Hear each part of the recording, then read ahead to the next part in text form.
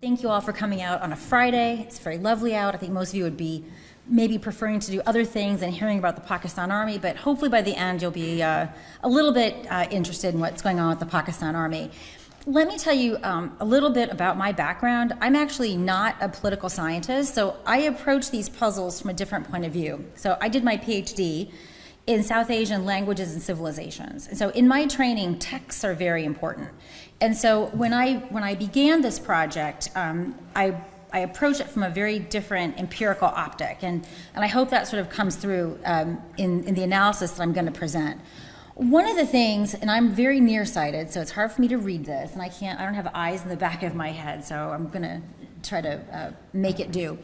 One of the things that really struck me when I was a young analyst at the RAND Corporation and was tasked with looking at some of these defense issues is that if you were to create a game called India in Pakistan, and you basically, kind of like Dungeons and Dragons, I know I just aged myself, I'm not sure what the youngsters play now, but if you just had a set of objectives, India wants to achieve this, Pakistan wants to achieve that, and here's the tools that each state has to accomplish these objectives, the 14-year-old that got stuck playing Pakistan would simply give up and go do something else. Because a 14-year-old looking at the objectives and looking at the means and resources would understand that Pakistan can't achieve what it wants to achieve. And yet Pakistan continues to persist in doing what it's doing. And what do I mean by persist? Well, for those, I'm assuming that most of you have some sort of South Asia background. Anyone not know the origins of the India-Pakistan dispute? Anyone not know of Kashmir? It's okay if you don't. You don't know about Kashmir. Okay, well, good. So I'll talk a little bit about that. So hang on, don't worry, we're going to get there, so bear with me. One of the first things that Pakistan and India do when the two states become independent, when the Brits decolonize South Asia in 1947, in 48, is that they go to war.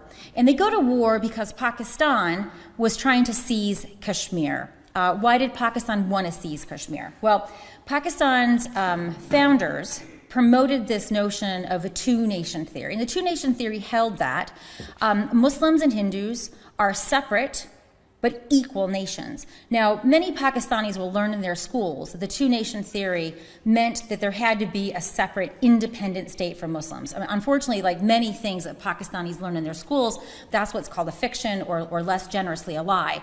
In fact, Jinnah had put forward this idea in hopes that he could secure equal seats in a federal parliament of a united India for India's Muslims and Hindus.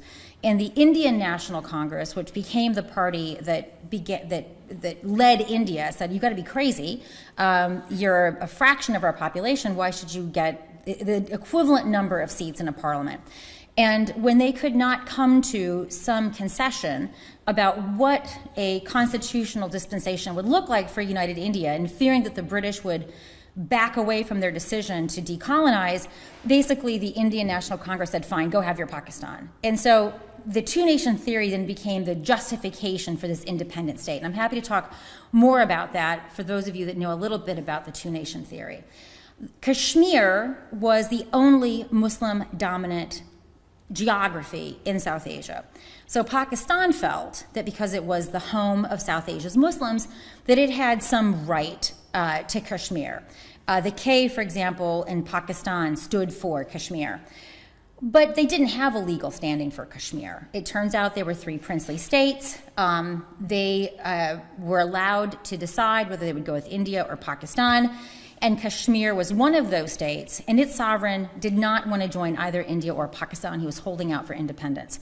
So as it became apparent that Pakistan would not get Kashmir, Pakistan began its first use of non-state actors by mobilizing tribal lashkars. When I talk to American audiences, we call that a posse. I don't know what Europeans call a lashkar. Any good translation for a posse to a European audience? Hordes? maybe hordes, I'm not sure. Basically, well, we'll use the word that they initially used was marauders. So contrary to Pakistan's preferred story that these were non-state actors, they were not non-state actors. They enjoyed tremendous support from the provincial governments of what was then the Northwest Frontier Province. as well as the Punjab province. The military gave them fuel and vehicles, and eventually, of course, the state itself began supplying these marauders. As the marauders converged near Srinagar, and they probably would have gotten to Srinagar had they not been more interested in raping and pillaging, the sovereign of Kashmir asked India for help. Notably, he had signed a standstill agreement with Pakistan, so Pakistan is in violation of the standstill agreement. He asked India for military help. India says, we'll do that, on the agreement that you accede to India. So he signs the accession instrument, and as the accession instrument is being ferried to Delhi, India airlifts troops. So essentially what India is doing is airlifting troops now to defend its sovereign territory. Once this happens, Pakistan's army officially becomes involved. I want to point out that in the beginning, a mid-level munitions officer is actually the pioneer of this fiasco. He starts out as a major. By the time it's done, he's basically a chief emperor field marshal. I mean, the ability with which he could inflate his title is really quite remarkable, given the duffer that he was. Nonetheless, this becomes the first India-Pakistan conflict. When this conflict ends, about 1/3 of Kashmir is under Pakistani control and 2/3 is under Indian control. So this first foray, you could say, was successful, right? Had they not launched these marauders, Pakistan would have no part of Kashmir. The second time, they basically do a similar strategy. They use non-state actors in 1965, and they're fortified with regular and irregular military and paramilitary troops. And this morphs into the Second Indo-Pakistan War of 1965. What we now know is that had India had better civil-military coordination, and they had the army chief not erroneously reported that they were out of ammunition when they weren't, India could have prosecuted that war, taken Delhi, and delivered a decisive defeat to Pakistan. Generally, this is considered to be a stalemate. But since Pakistan started the war, and since Pakistan achieved none of its objectives, it's a puzzle. Pakistan does this again in 1999. Right?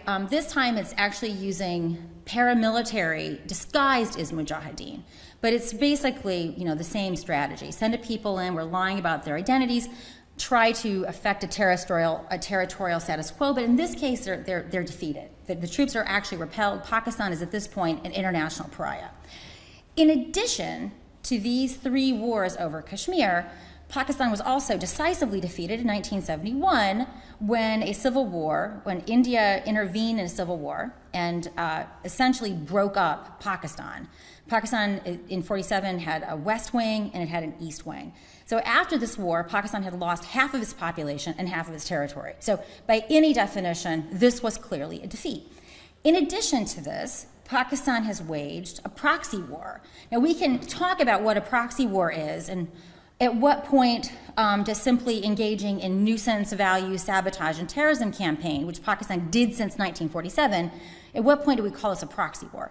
But Pakistan had been doing that since 1947. The nature of it changes substantively in 1990 when Pakistan takes these battle-hardened mujahideen, for lack of a better word, and sends them to Kashmir. All right, so we have this interesting question. Pakistan keeps banging its head against this wall over subsequent decades. It's got multiple, goose eggs, and it's not achieving its objectives. Worse, in doing so, Pakistan is, in fact, imperiling the very viability of the state. Why do I say that? Who knows about the Pakistan Taliban? Right? All right, so Pakistan loves to say, how can we be supporters of terrorism when we're victims of terrorism? And then comes the magical number generator, 60,000, 70,000 Pakistanis have been killed. By the way, none of these numbers are verifiable independently. They just pull numbers out of some orifice for the purposes of rent seeking. But indeed, Pakistanis have died in large number. And whether it's 13,000 or 60,000, the number is probably closer to 13,000 than 60,000. But let's not diminish those numbers. But let's also be very clear that there would be no Pakistan Taliban if Pakistan had not cultivated a veritable petting zoo of terrorists.